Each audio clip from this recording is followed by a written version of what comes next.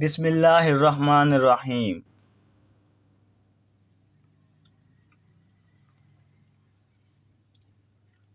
حضور آپ سا کوئی نہیں، ربیع الاول کی 3 تاریخ، درد وچھوڑ دا۔ میرے حضور کی عمر 6 برس ہونے کو تھی کہ والدہ جناب آمنہ کو اپنے بھائیوں کی یاد ستائی۔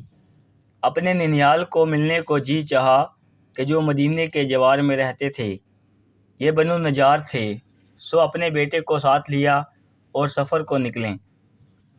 پھر کچھ روز ادھر قیام کیا اور واپسی کے لیے رخت سفر باندھا، لیکن کسے معلوم تھا کہ یہ سفر ہمیشہ سفر نہ تمام رہے گا۔ مکہ اور مدینہ کے درمیان ابوا کے مقام پر وہ جان ہار گئیں۔ یتیمی کے بعد ایک پھر یتیمی کا سامنا تھا، ایک اور دریا کا سامنا تھا۔ منیر مجھ کو میں ایک دریا کے پار اترا تو میں نے دیکھا میرے حضور کی عمر تب ابھی صرف 6 برس تھی۔ اندازہ تو کیجئے کہ ایک بچے کے دنیا میں آنے سے بیشتر والد رخصت ہوئے، باپ کی شفقتیں پا نہ سکیں اور صرف 6 برس کی عمر میں ماں کی محبتوں سے بھی محروم ہوئے۔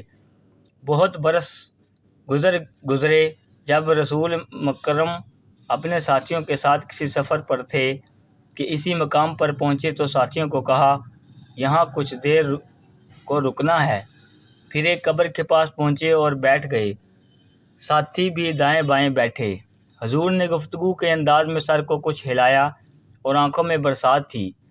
پاس سے سیدنا عمر نے پوچھا، یا رسول اللہ صلی اللہ علیہ وآلہ وسلم، کیا ماجرا ہوا؟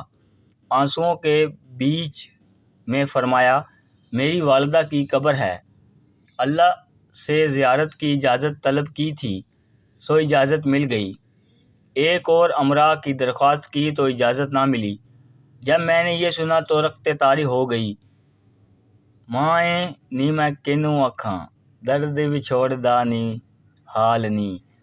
ماؤں کے وچھوڑے بھی عجیب ہوتے ہیں کہ 2 نوجوانوں کا سردار، انبیاء کا سرتاج کے ساری کائنات سے جو افضل، وہ بھی ماں کی قبر پہ جاتے ہیں تو آنسوؤں کی برسات ہو جاتی ہے۔ حضور اب جوان ہو رہے تھے، ماں باپ کی رخصتی کے بعد اب دادا کی آنکھوں کا تارا ہوئے۔ ایک لمحہ کو جدا ہوتے تو دادا کا دل بند ہوتا۔ قدیر بن سعید اپنے والد سعید سے روایت کرتے ہیں کہ زمانہ جاہلیت میں انہوں نے دیکھا کہ ایک آدمی بیت اللہ کا طواف کر رہا ہے اور ساتھ ہی ساتھ یہ شعر پڑھ رہا ہے، میرے رب میرے سوار محمد کو لوٹا دیجیے، اے میرے رب اے میرے پاس لوٹا دے، اور اسے لوٹا دے میرے مولا، یہ تیرا میرے اوپر بڑا احسان ہوگا۔ سعید کہتے ہیں، میں نے لوگوں سے پوچھا یہ کون ہے جو یہ شعر پڑھ رہا ہے؟ لوگوں نے بتایا کہ یہ عبد المطلب بن ہاشم ہیں، یعنی ہمارے حضور کے دادا۔ ان کے اونٹ کہیں چلے گئے تھے، ان کی تلاش میں انہوں نے اپنے بیٹے کو محمد کو بھیجا ہے کہ وہ اب تک نہیں آئے، اس انتظار میں یہ درد میں مبتلا ہیں۔ یہ انتظار کے قرب کا شکار طواف میں دعا مانگتے ہیں۔ بھیجنے کا سبب یہ تھا کہ آپ جس کام کے لیے جاتے تو وہ کام ضرور ہو جاتا۔ سعید کہتے ہیں، میں وہاں رک گیا حتیٰ کہ نبی کریم صلی اللہ علیہ وآلہ وسلم اونٹوں کے ہمراہ کامیاب لوٹے۔ عبد المطلب نے کہا، اے میرے پیارے بیٹے، جب تک تم نہیں آئے تھے تمہاری اس جدائی میں غم زدہ میں ڈوبا رہا، تمہیں دیکھ کر قرار آیا، اب مجھ سے کبھی جدا نہ ہونا۔ عبد المطلب کا بڑا رعب تھا، ایک خاص دبدبہ تھا۔ حرم کعبہ کے صحن میں آپ کے لیے ایک قالین بچھا دیا، آپ کے بیٹے اور مکہ کے بڑے بڑے لوگ اس قالین کے آگے آپ کے سامنے بیٹھے ہوتے، اس قالین پر عبد المطلب کے سوا کوئی نہ بیٹھتا۔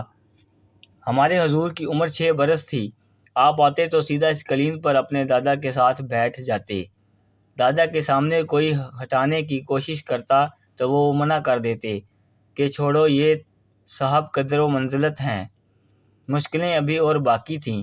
عبد المطلب دنیا سے رخصت ہوئے، دم رخصت اپنے بیٹوں کو طلب کیا، کیا بیٹوں نے باپ کے سر پر کھڑا ہو کے میسر پڑھا۔ ابن شام کہتے ہیں کہ افسوس یہ اشعار محفوظ نہیں رہے، ابن کثیر کہتے ہیں کہ محفوظ رہ پاتے تو یہ اعلیٰ درجہ کے نوحہ گری ہوتی۔ کچھ وصیتیں کی، کچھ مناصب تقسیم کیے۔ اپنے بیٹے زبیر اور ابو طالب کے ہاتھ میں حضور کا ہاتھ بھی دیا اور عبدالمطلب دنیا سے رخصت ہوئے۔ چچا زبیر صاحب ثروت تھے، اچھے تاجر تھے اور سب سے بڑھ کر رسول صلی اللہ علیہ وسلم سے بے حد محبت کرتے تھے۔ ابو طالب گو بہت امیر تو نہ تھے، لیکن وہ بھی آپ سے از حد محبت کرتے تھے اور انہوں نے بعض ازاں آپ کی سرپرستی کا حق ادا کر دیا۔ فاطمہ بنت عمرو کی بطن سے عبدالمطلب کے 3 بیٹے تھے، زبیر، ابو طالب اور عبداللہ۔ ان میں عبداللہ نبی کریم صلی اللہ علیہ وسلم کے والد تھے۔ یہ تینوں بھائی ماں باپ کی طرف سے حقیقی بھائی تھے۔ زبیر ایک شاندار شخصیت کے مالک تھے اور روایتی عرب اوصاف کے حامل۔ ابن سعید اپنی کتاب طبقات میں لکھتے ہیں، زبیر شاعر اور باعزت شخص تھے کہ جن کو عبدالمطلب نے اپنی وصی مقرر کیا تھا۔ زبیر اپنے والد کے بڑے بیٹے تھے، سو اس رعایت سے قبیلے کے سردار بھی بنے۔ کہا کرتے، یہ میرے مرحوم بھائی کی نشانی ہے، عیاش سے جیے اور عزت میں کمال پائے۔ جی ہاں، ہاتھوں میں جھولے جھلاتے، تایا اپنے بھتیجے کو یہ دعائیں دیتے۔ اسی طرح جناب ابی طالب ہر گھٹن دور میں رسول اکرم صلی اللہ علیہ وسلم کے آگے ڈھال بن کر کھڑے رہے۔ شام کی طرف سفر کیا تو رسول صلی اللہ علیہ وسلم کو ساتھ لے کر گئے۔